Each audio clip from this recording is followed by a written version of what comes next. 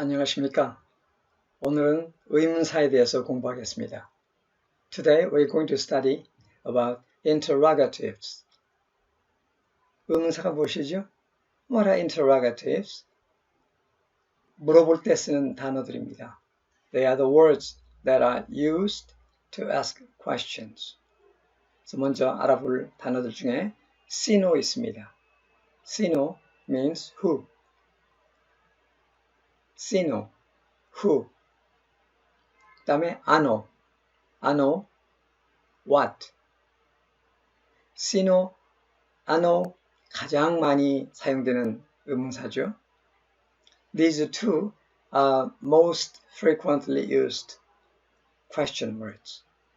Sino, bakkayo. 당신 누굽니까? 한다든가. Ano ba ito? 이거 무엇입니까? Sino, ano. 그리고 선택을 나타낼 때 쓰는데 alin. Alin is used when you are asking a selection. 계절이 4개 있는데 그 중에 어느 것 이럴 때 allin을 쓰죠. There are 4 seasons in a year, and if you want to know which he or she likes, we use alin. 그 다음 또 많이 쓰이는 것 kailan 있습니다. kailan. 언제, meaning when. 그리고 몇, if you want to know how many, you can use ilan.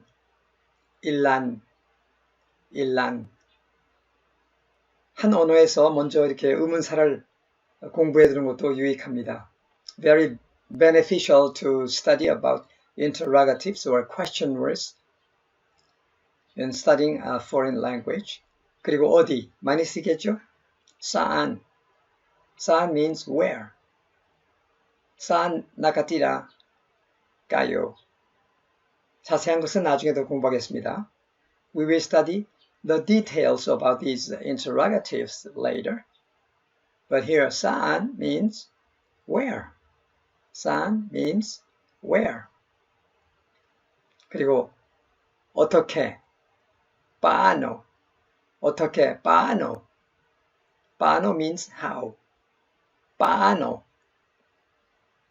그 다음 또 중요한 의문사 하나 있네요. 오늘은 마지막이 되겠습니다. Another important question word is bakit, meaning why. bakit, why. It means why. 다시 한번 sino, who, ano, what, alin, which, kailan, when, ilan, how many, saan, where, paano, how, bakit, why. 한꺼번에 너무 많은 걸 공부했다고요? Do you think we learned too many words at a time? 공부의 목적은 단지 몇 개, 어떤 것들이 있구나 하는 것을 알기 위한 것이고 그 중에 한두 가지를 기억하려고 하면 좋겠습니다. The purpose of studying the interrogatives at this point is what are the question words? And you can practice remembering 1 or 2 important question words such as sino, who, ano, what, or paano, how. 나중에 더 자세한 점들을 공부할 것입니다. 상세하게.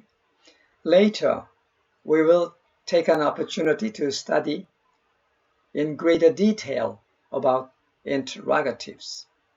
오늘의 공부는 여기서 마치겠습니다. I hope you enjoyed the lesson today. This is the end of today's lecture. Thank you very much.